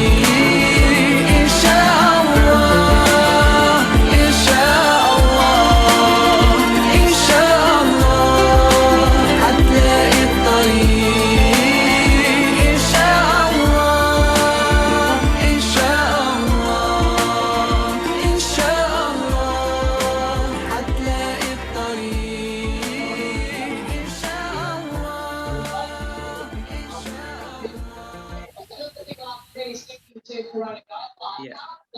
Alhamdulillah, jazakallah khairan kasiran. Terima kasih Ustadz atas penyampaian materinya yang luar biasa, yang insya Allah mengingatkan kita sekalian bahwasanya pribadi-pribadi kita ini pada dasarnya adalah pribadi-pribadi terbaik yang diciptakan oleh pencipta terbaik, yang mempunyai teladan terbaik. Kita juga punya petunjuk berupa buku yang terbaik, sehingga karenanya harusnya kita semua juga memiliki prestasi terbaik di dunia ini, insya Allah. Insya Allah. Bapak Ibu hadirin sekalian, ya, alhamdulillah kita sudah mengikuti penyampaian materi dari Ustadz Abu Haidar, Dan sebagaimana yang disampaikan di awal, insya Allah kita akan menyediakan sesi tanya jawab Q&A bagi para partisipan sekalian. Dan bagi yang ingin bertanya, silahkan bisa menggunakan fitur raise hand yang ada di tombol reaction. Silahkan dipilih raise hand di situ untuk angkat tangan, dan kita akan mempersilahkan untuk menyampaikan pertanyaan. Bisa juga Bapak Ibu sekalian untuk menuliskan pertanyaannya pada kolom chatnya. Persilahkan, mudah-mudahan masih pada semangat. Di tempat saya di sini waktu sudah menunjukkan pukul 1:12. Wah, luar biasa ini Australia. Insya Allah masih semangat. Karenanya mohon Masya maaf Ustaz kalau yel-yelnya diminta terlalu semangat, saya khawatir tetangga sebelah bangun gitu. Karena sudah larut sekali, sudah dini hari. Mudah-mudahan Bapak Ibu sekalian yang di Indonesia, terutama para taruna sekalian, masih tetap semangat. Ingat, kita pribadi-pribadi terbaik ya, dan seperti Ustaz sampaikan, insya Allah segala sesuatunya didasari juga dengan totalitas ya, semangat. Tidak ada yang tidak bisa kita lakukan sekiranya kita punya keinginan dan kita memiliki dasar keyakinan bahwasanya apabila kita melakukan ibadah kepada Allah Subhanahu wa taala sebagaimana yang Allah perintahkan kepada kita, insya Allah kita akan senantiasa ditolong oleh Allah Subhanahu wa taala. Baik, kita sudah memiliki satu pertanyaan Ustadz yang masuk lewat kolom chat kita. Ini dari Ibu Asriani, kita akan coba bacakan. Assalamualaikum, menurut Ustadz sebaiknya akhwat sholat berjamaah di masjid atau di rumah? Iya. Itu pertanyaannya Ustadz. Apakah kita akan bacakan beberapa pertanyaan kemudian Ustadz respon, ataukah satu-satu Ustadz? Satu-satu boleh. Tafadhol, silakan Ustadz. Tadi pertanyaan pertama terkait apakah akhwat Ibu sholat berjamaah Asriani ya, Ibu ini ya. Ustadz. Silakan Ustadz. Jadi bagaimana seorang akhwat itu? Oh, kalau akhwat berarti masih Mbak ini. Jadi Mbak Asriani. Kalau ibu berarti ummahat. Ibu yang berjiwa akhwat. Jadi wanita itu adalah memang di rumah para ulama bersepakat afdol, tetapi tidak dilarang. Tetapi kalau kemudian ibu lebih khusyuk di masjid, ya tidak apa-apa, bagus. Karena banyak sahabiah dulu di zaman Nabi, mereka karena lebih senang bersama Nabi, maka mereka sholat berjamaah. Nah, kemudian sebagian mereka juga sholatnya di rumah, tidak ada larangan. Tapi kalau para ulama secara hukum fikih itu lebih afdol di rumah ya. Tapi kadang-kadang di rumah tidak konsentrasi, kemudian banyak pekerjaan, maka ke masjid, maka juga lebih khusyuk, maka saya kira tidak apa-apa, itu lebih bagus. Kadang-kadang apalagi ada majelis taklim, kemudian berjalannya ke masjid pun juga mendapatkan pahala. Dan lebih bagus lagi kalau ibu atau akhwat kita ini kemudian di rumah wudhunya, maka nanti akan mendapatkan pahala seperti laki-laki ya. Berjalannya itu sudah mendapatkan langkahnya, satu langkah kebaikan, satu langkah lagi itu diangkat derajatnya dan dihapus kesalahannya. Jadi kalau masjidnya itu 100 langkah, berarti level derajat kita naik 100, dosa kita diampuni 100, kemudian kita mendapatkan catatan kebaikan 100. Jadi lihat kondisional, kalau memang di masjid lebih khusyuk, maka afdol di masjid, begitu ya. Kalau memang di rumah lebih khusyuk, ya maka tetap di rumah afdol. Dan itu sama ya, ketika ke masjid dengan di rumah, kalau wanita itu di rumah pun untuk mendapatkan pahala yang berlipat gitu ya. Wallahu a'lam bishawab. Selanjutnya. Baik, terima kasih Ustadz. Pertanyaan berikutnya ini dari adik kita, Dek Trifal Setiadik dari SUPM Pontianak, Kalimantan Barat. Ustadz, Assalamualaikum, izin bertanya Ustadz, bagaimana caranya agar khusyuk dalam sholat? Demikian pertanyaannya Ustadz. Ya. Ini insya Allah beliau sudah ingin menjadi wali Allah. Oh iya, insya Allah. Ya. Mohon tipsnya. Iya. Jadi materi ini yang belum kita sampaikan memang. Ya. Jadi belum kita sampaikan, tetapi kita sampaikan secara singkat. Jadi yang pertama, cara yang pertama bahwa adik harus pertama mempelajari tentang ma'rifatullah. Artinya mengenal Allah dulu. Siapa itu Allah gitu ya. Pada pertemuan yang lalu juga ada yang tanya-tanya. Kemudian yang kedua, maka pelajari arti seluruh bacaan-bacaan di dalam sholat. Jadi itu dulu, sehingga nanti ketika pikiran kita ini melayang-layang, maka kembalikan kepada bacaan sholat. Melayang-layang kemana? Kembalikan kepada penghayatan bahwa kita sedang sholat. Jadi itu nomor 2. Jadi pelajari arti bacaan sholat. Kemudian yang ketiga itu adalah pelajari adab-adab sholat. Jadi berwudu sempurna, kemudian berjalannya ke masjid tenang, kemudian baca doa masuk masjid, kemudian menjawab adzan, itu namanya adab-adab. Ya, dengan tenang, softnya rapat, kemudian tidak boleh jarang-jarang, lalu pakai minyak wangi, kemudian tempatnya tenang, lalu memakai baju yang paling bagus, pakaian yang bagus, ya. Dalam rangka apa? Kita ta'zim kepada Allah Subhanahu wa ta'ala. Nah, jadi insya Allah itu yang bisa menolong untuk menjadi khusyuk. Tapi nomor 1 yang paling penting adalah yaitu mempelajari ilmu tentang ma'rifatullah, ya, mengenal Allah. Jadi kita mengenal Allah bisa melalui apa? Membaca ayat-ayatnya yang ada dalam Al-Quran, kemudian membaca ayat-ayat yang ada di alam semesta ini. Lalu yang ketiga dengan membaca Asmaul Husna beserta artinya.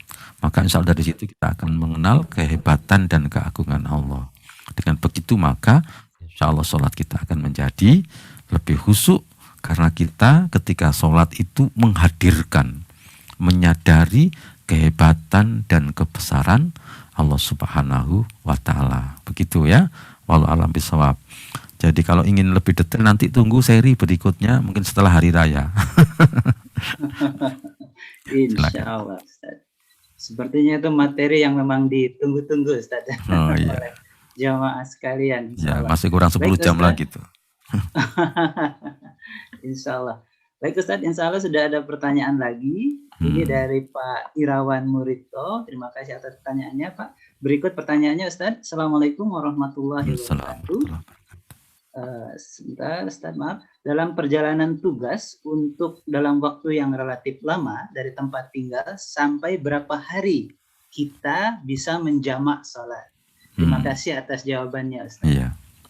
Demikian, Ustaz, silakan. Ya, yang pertama, kalau namanya jamak, itu yang penting ada masyaqqah, ada kesulitan. Jadi tidak ditentukan oleh jarak, ya, kalau jamak, ya. Pertama, ya, kalau jamaknya misalnya karena macet saja itu boleh jamak. Karena hujan boleh jamak. Jadi karena Jadi karena ada kesulitan, sakit gitu, maka boleh jamak. Jadi ingat itu jamak, ya. Jadi dikumpulkan gitu. Jadi misalnya kita tiba-tiba di jalan maghrib, macet, rumah kita dekat cuma 1 kilo misalnya, ya, tapi kita tidak bisa berjalan, tinggal 2 kilo lagi lah gitu.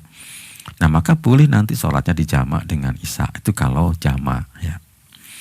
Kemudian kalau qashar, nah itu, ya, itu yang harus para ulama sepakat kurang lebih 85 km, 80 km lah kurang lebih, ya. Di sekitar itu yang disepakati oleh para ulama.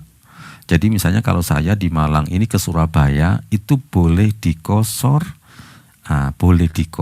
sekaligus boleh jamak kosor. Syaratnya saya sudah keluar dari kota Malang, kemudian nanti mungkin di Purwodadi kalau di sini, maka itu sudah boleh jamak dan kosor. Jadi itu dari sisi jarak gitu, ya. Nah, kurang lebih 85 km. Nah kemudian kalau dari sisi hari bagaimana? Berapa lama di sana, ya? Jadi kalau saya di Surabaya tadi, sejak awal dari rumah itu memang saya akan tinggal di sana 1 pekan, gitu, 7 hari atau 6 hari misalnya. Maka itu terus boleh dijamak dan dikosor selama 3 hari kalau menurut Imam Syafi'i gitu. Nah, tetapi kalau perjalanan dinas tadi itu tidak jelas berapa harinya, selama perjalanan itu maka kita boleh jamak kosor terus selama perjalanan itu kita boleh jamak qasar. Kalau memang sebelumnya tidak ditentukan berapa harinya. Jadi begitu Mas Saiful, insya Allah begitu ya.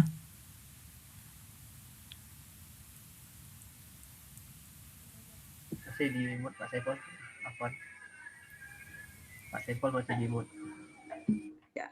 Iya, mohon maaf masih mute. Oh iya ya. Atas jawabannya, mudah-mudahan Mm-mm. Bermanfaat, baik insya Allah bermanfaat bagi kita sekalian, dan Ya, terutama mungkin bagi kita Ustadz yang hidup di lingkungan minoritas, tidak Iya, iya. semudah seperti teman-teman di Indonesia yang bisa Oh, menemukan iya. masjid di mana saja, tempat duduk Iya. dan segala macam. Kita kadang praktik jama dan qasar itu menjadi satu hal yang bisa menjadi solusi ya dalam keseharian kita insya Allah. Oh ya, Dan gampang itulah ya. luar biasanya Islam. Hebat Insya ya. Allah. Baik Ustadz, sudah ada pertanyaan berikutnya.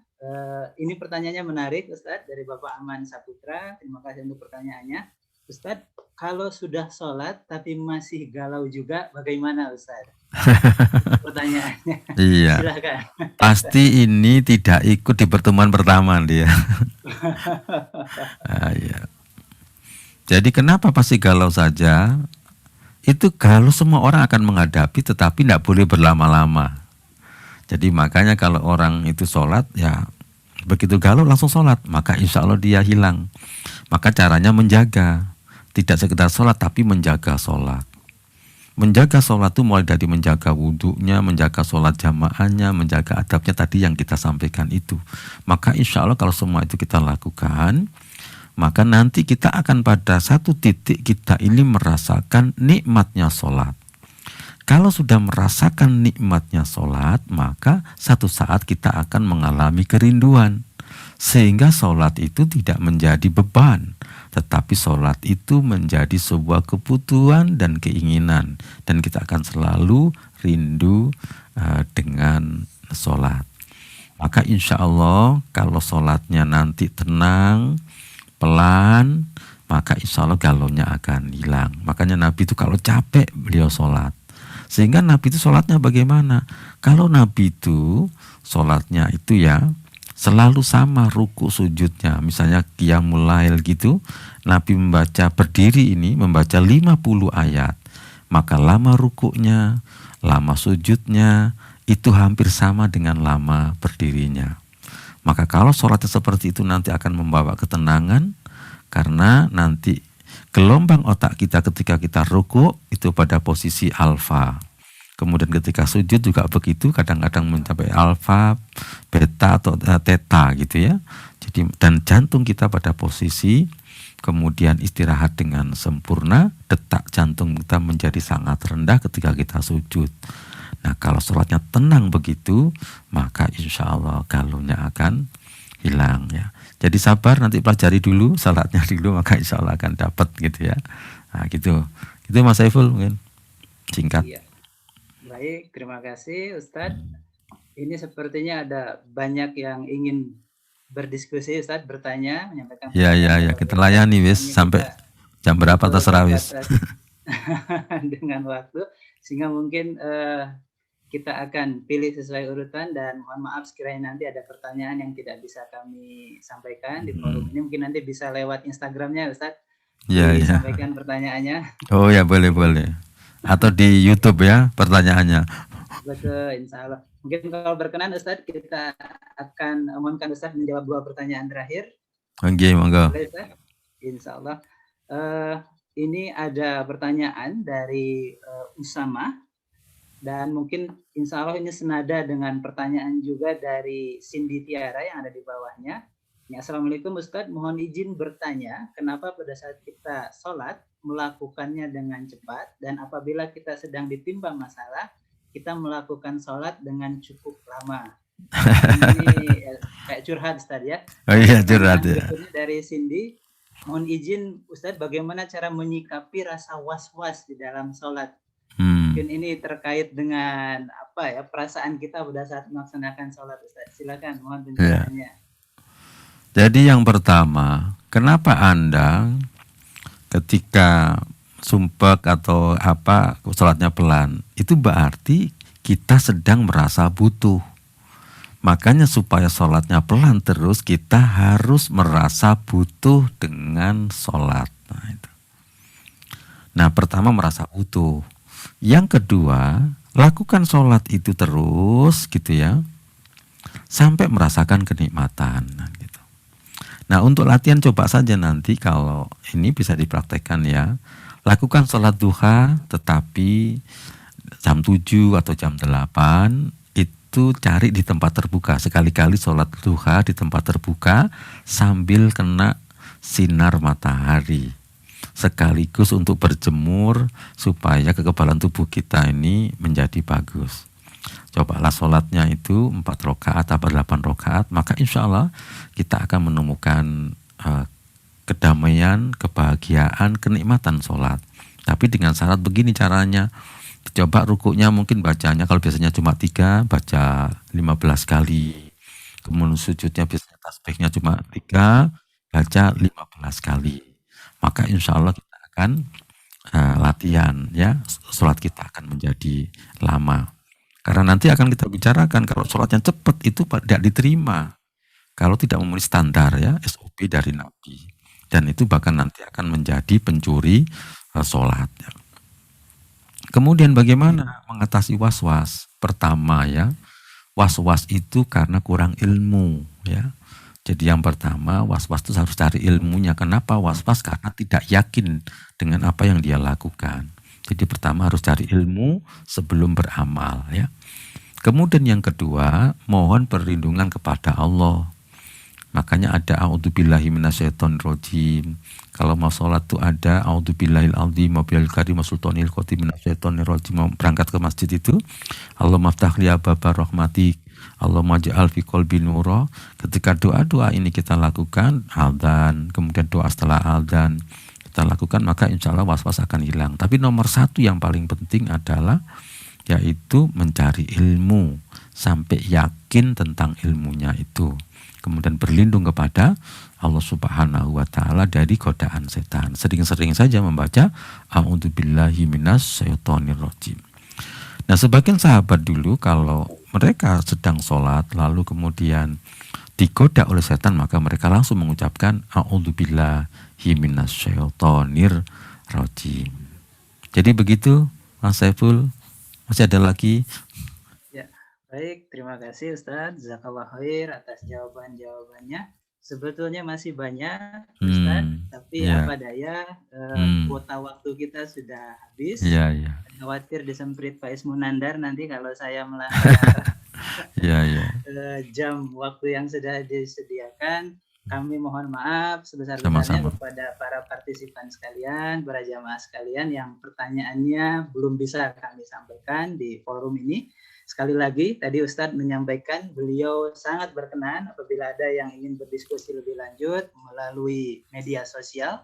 Silahkan mungkin komen di salah satu konten YouTube-nya Ustadz ya, atau juga mungkin mengirimkan pesan di Instagram beliau sebagaimana yang tadi sudah ditayangkan di lembaran profil beliau di awal acara. Kita tiba di penghujung acara dan mungkin apabila kita coba merangkum apa yang sudah kita dengarkan dari Ustadz tadi terkait dengan tema kita, maka mungkin selayaknya sebagai seorang muslim kita tidak perlu merasa sumpek dan tidak perlu merasa galau dengan segala permasalahan kita. Kalaupun dalam kondisi itu baiknya tidak berlama-lama ya Ustadz, insya Allah, karena kita yakin Allah Subhanahu wa Ta'ala akan senantiasa memberikan pertolongan kepada kita semua. Yang menjadi masalah adalah mungkin apakah kita sudah layak untuk ditolong oleh Allah Subhanahu wa Ta'ala. Dan melalui materi ini Ustadz sudah mengarahkan kita tadi bahwasanya salah satu cara untuk dicintai Allah Subhanahu wa Ta'ala adalah dengan melaksanakan perintah, dengan melaksanakan hal yang juga sangat dicintai oleh Allah, yaitu melaksanakan ibadah wajib, yang mana salah satunya adalah sholat kita. Mari kita sama-sama perbaiki sholat kita, tidak hanya melakukan sholat, tapi juga menjaga sholat kita. Dan mungkin sebagai penyemangat, motivasi kepada adik-adik taruna khususnya, bersyukurlah bahwasanya adik-adik sekalian, Bapak Ibu sekalian, tinggal di Indonesia yang notabene adalah negara muslim terbesar, ya, masjid di mana-mana, kumandang azan di mana-mana, maka manfaatkanlah dengan sebaik-baiknya, segera hadiri panggilan Allah apabila sudah berkumandang. Karena manakala seperti kami tinggal di daerah yang tidak seperti di Indonesia minoritas, maka kumandang azan itu adalah hal yang sangat dirindukan. Jadi azan live itu sangat langka, karena yang biasanya kita dengar hanya azan di aplikasi itu untuk mengingatkan waktu kita sholat. Dan menemukan masjid pun itu merupakan suatu kenikmatan juga ya. Menjaga wudhu saja itu menjadi sebuah hal yang memang seperti keharusan, karena kita tidak bisa menemukan tempat wudhu di sembarang tempat. Kalau kita mengangkat kaki di wastafel WC umum bisa kena fine, bisa kena denda kalau ketahuan. Sehingga insya Allah semoga dengan materi ini dan dengan segala keluangan, dengan segala hal yang memungkinkan Bapak Ibu, adik-adik sekalian untuk melakukan ibadah semaksimal mungkin, maka seyogianya itu dimaksimalkan agar kita bisa mencapai kapasitas tadi sebagai wali Allah, sebagai orang yang dicintai Allah Subhanahu wa Ta'ala. Karena kalau sudah di level tersebut, insya Allah apa yang kita lakukan senantiasa akan dalam penyertaan Allah Subhanahu wa Ta'ala. Demikian mungkin sekilas kesimpulan, dan di akhir Ustadz untuk lebih afdolnya acara kita dimohon dengan hormat kepada Ustadz untuk bisa kiranya memimpin doa penutup pada forum ini. Mohon doakan kami sekalian Ustadz supaya bisa istiqomah untuk tadi berikhtiar bisa menjadi wali Allah yang melaksanakan segala perintah. Amin, amin. Ustadz. A'udzubillahi minasyaitonirrajim. Bismillahirrahmanirrahim. Alhamdulillahirabbil alamin. Allahumma shalli ala Muhammad wa ala ali Muhammad kama shallaita ala Ibrahim wa ala ali Ibrahim wa barik ala Muhammad wa ala ali Muhammad kama barakta ala Ibrahim wa ala ali Ibrahim fil alamin innaka Hamidum Majid. Rabbana dhalamna anfusana wa illam taghfir lana wa tarhamna lanakunanna minal khasirin.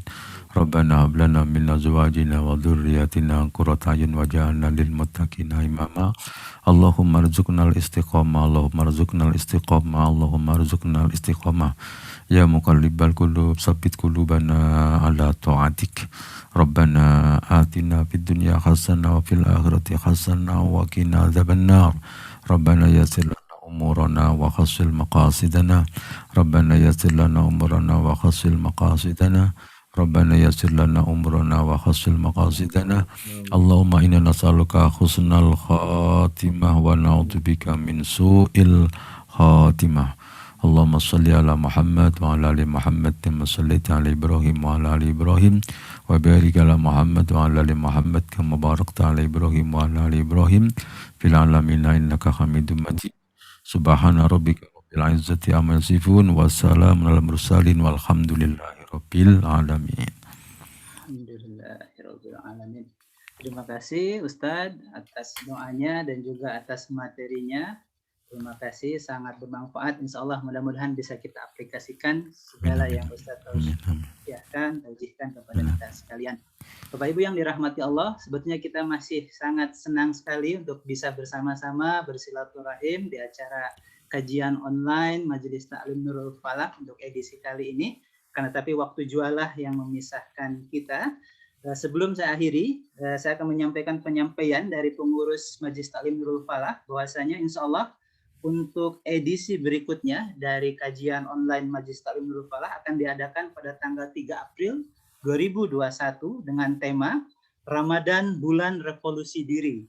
Dan dengan narasumber yang sama, insya Allah Ustadz yang kita cintai yaitu Ustadz Abu Haidar.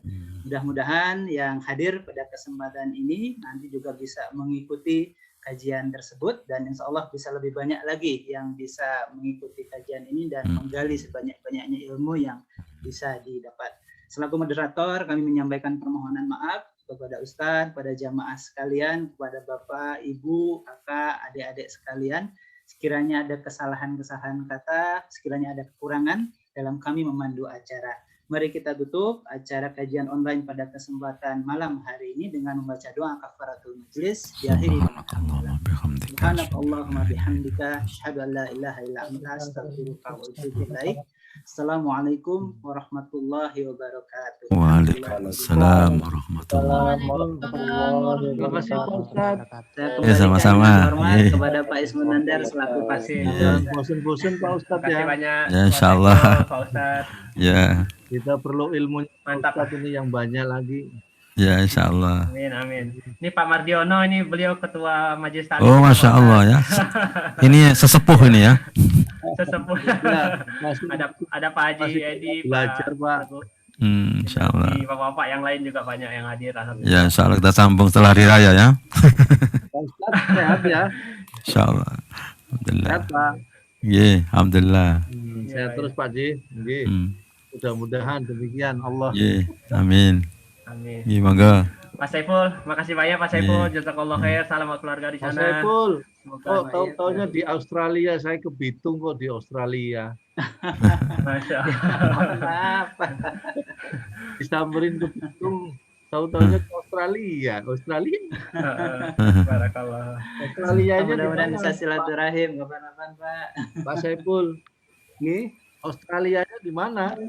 Sin pamit. Saya Brisbane. di, oh ya silakan Pak Gunario. Saya di Wolonggong, Pak Mardiono. Ya, terima kasih. Mas Saiful, Pak Is, terima kasih. Pak Terima Saiful. kasih Bapak-Bapak semuanya, Pak Gunario, Pak Aman, Bapak-Bapak Ibu semua. Mohon maaf. Mana lagi Pak Heri Triyono nih? Serang, Ya, Pak Serang. Heri.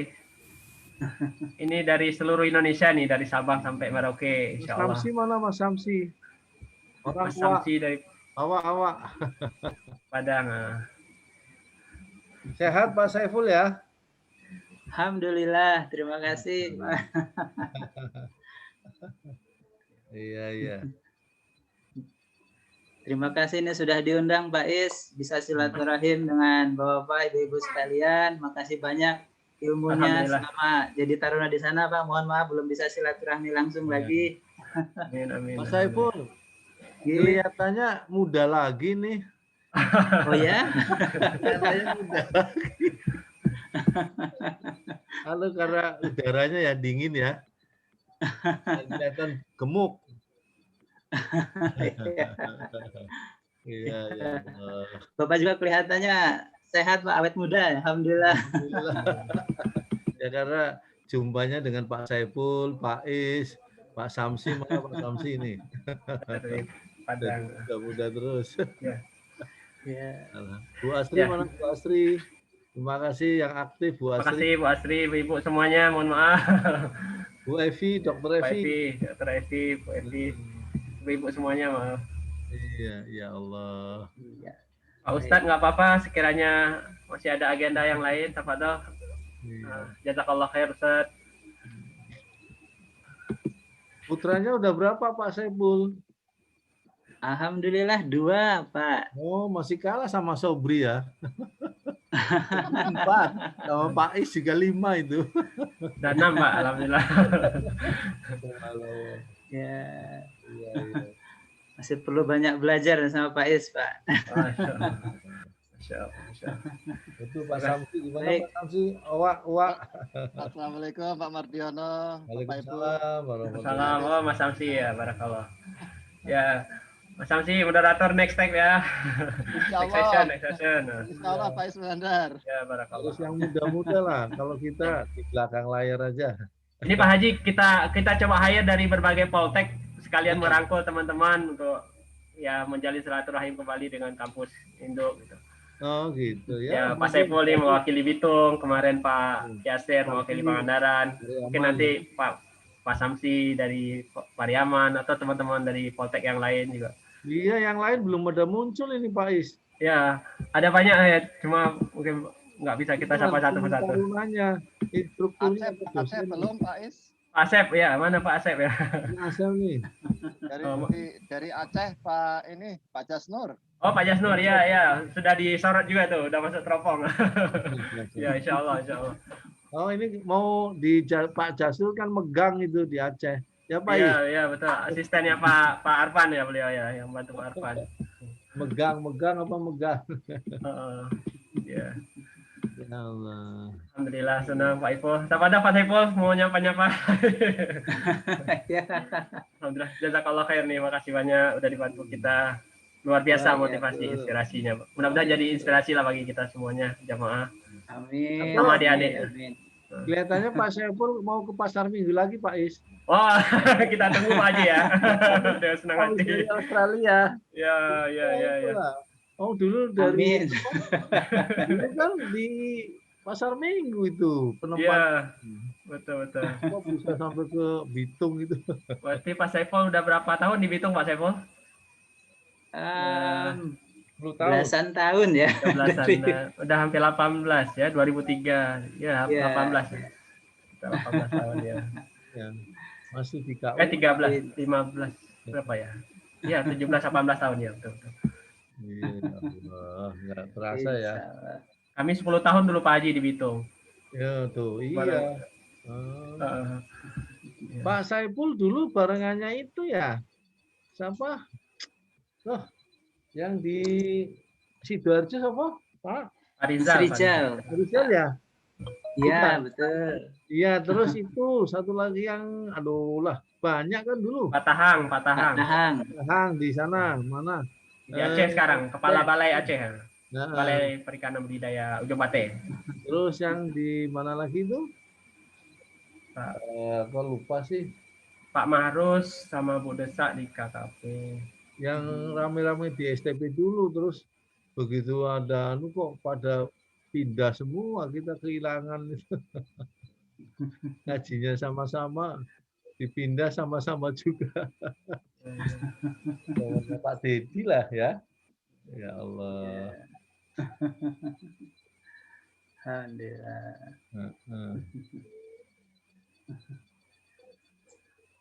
Mungkin Pak Saiful mau Berarti istirahat moderator ya. berikutnya Pak Samsi, Pak Is. Insya Allah kita ya. coba agendakan. Ada Pak Samsi. Betul, ada Pak sana ya. Ya, mudah-mudahan. Ini tahajud Ya, dulu, tahajud. Harus belajar dari senior moderator sebelumnya ini. Ya. Insya Allah lebih bagus Pak Is, soalnya nggak sambil ngantuk. Oh, Insya Allah. Sambil ngantuk aja udah begini, apalagi nggak ngantuk. Masya Allah. Mantap Pak Saiful. Alhamdulillah. Khawatirkan kalau nggak ngantuk, waduh, bisa sampai subuh. Ya, kita syukur Berarti juga nih dibantu. moderatornya Ausi Connection loh Pak ya, yang berikut ya. Koneksi Ausi. Masya Allah. Masya Allah.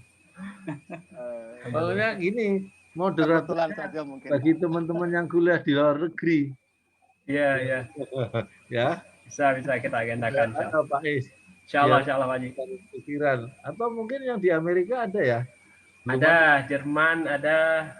Nah itu. Nanti kita coba sounding juga. Jangan nanti Kita mic aja rencana Pak Haji. Kita mic yang dari luar, dari dalam. betul. Ganti-gantian gitu. Insya Allah. Jadi bagus Pak Haji. Makasih. Insya Allah. Nanti Pak Samsi lah itu. Masa ngurusin taruna terus. Betul Pak. Jadi barusan saya komunikasi dengan Pak Heru juga, beliau masalah kuliah besok. Iya. Ya silakan Pak Saiful, udah mau tahajud itu. Ya, Pak Saiful mungkin ya. Mungkin Terima serat kasih banyak undangannya Pak Is. Ya, sama-sama Pak Iqbal ya. Nanti semuanya mohon maaf kalau ada kekurangan selama bertugas tadi. Amin. Luar biasa. Makasih Pak Saiful. Salam buat keluarga, selamat istirahat. Semoga Saya sukses. ucapin terima kasih ya. Ini mau Ramadan, tidak ketemu lagi dalam tatap muka ini barangkali. Mudah-mudahan ketemu di bulan Ramadan yang penuh barokah ini. Amin. Dan kesuksesan akan selalu di diri kita masing-masing ya. Amin. Terima kasih Pak Saiful. Ya. Terima kasih Pak Haji. Terima kasih Pak Saiful, terima kasih Pak Samsi, terima kasih teman-teman semuanya, adik-adik juga. Barakallah ya. Taruna-taruna Ya, taruna-taruna mantap. Bantuannya luar biasa. Walaupun daring tapi belum tatap muka. Semangat. Ya. Baik, kita tutup. Ya, insya Allah kita ketemu lagi di kesempatan yang lain. Terima kasih. Assalamualaikum semuanya. Terima kasih Pak Haji. Terima kasih. Assalamualaikum Pak Samsi, Pak Heri Triyono, Pak Heri juga ya, Masya Allah. Bu Evi, Dokter Evi ya. Ada Bu Evi, ada Dokter Evi, ya, Bu Asri, ibu-ibu yang lain juga ada banyak. Ya. Kita tutup Pak Haji ya. Ya, silakan Ya. Pak. Terima kasih Pak Haji. Terima kasih. Assalamualaikum. Assalamualaikum. Assalamualaikum.